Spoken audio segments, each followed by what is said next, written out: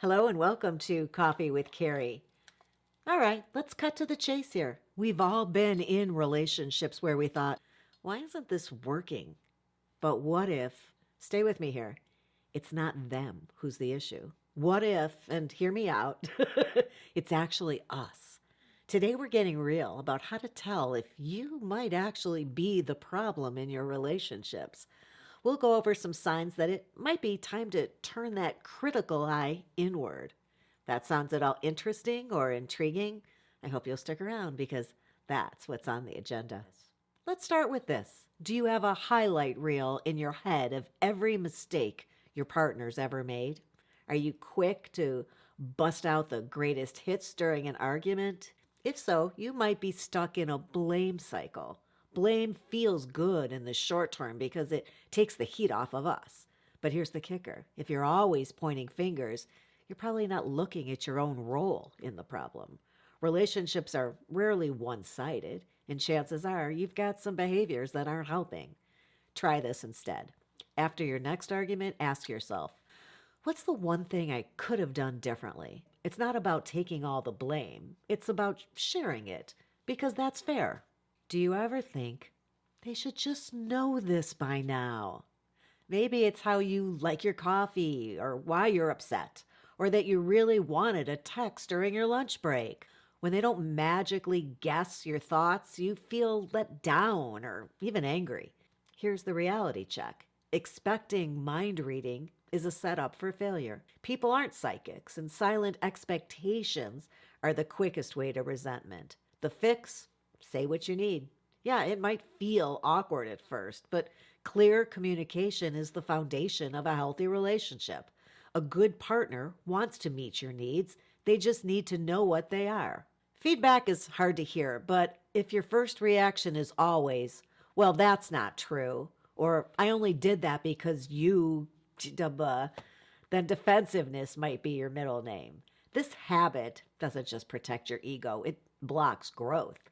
So when you shut down feedback, your partner learns it's safer to just keep quiet than address issues, which means nothing ever gets resolved. So instead, try this.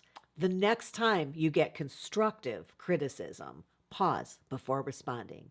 Even if it stings, ask yourself, is there some truth to this? Because a little self-reflection can go a long way. Are you expecting your partner to be everything to you? Lover, best friend, therapist, cheerleader, and maybe even a part-time magician? If so, you might be setting the bar way too high. Here's the deal. No one person can meet all your needs, and it's really kind of unfair to expect them to. Relationships thrive when both partners support each other and have outside sources of happiness, friends, hobbies, and personal goals, even work that they love. If you're feeling let down, ask yourself this. Am I putting too much on their plate? And then consider ways to share the load, whether that's leaning on a friend for advice or picking up something new, a hobby that you love. If your exes could form a club to talk about your quirks and all their stories would sound eerily similar, it might be time to take a closer look. Are you ready to connect with your grandkids in the most fun and magical way possible, even if they live far away? Let me tell you about my newest obsession, Zoog. It's an amazing iOS app that makes storytelling an absolute blast.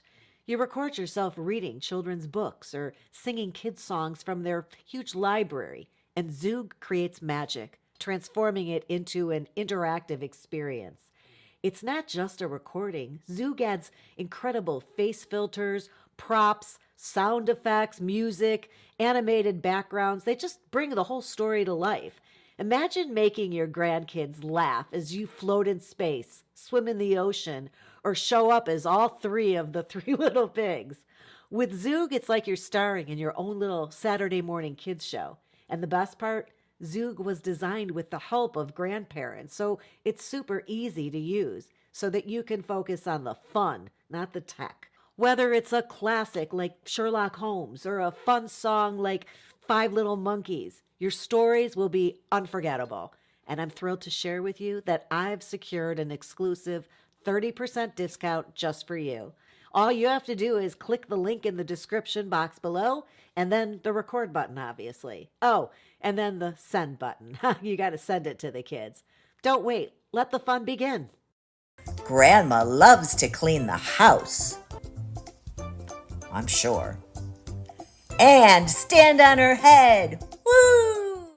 If your exes could form a club to talk about your quirks and all their stories would sound eerily similar, it might be time to take a closer look. Patterns don't happen by accident. For example, do you attract partners who are emotionally unavailable?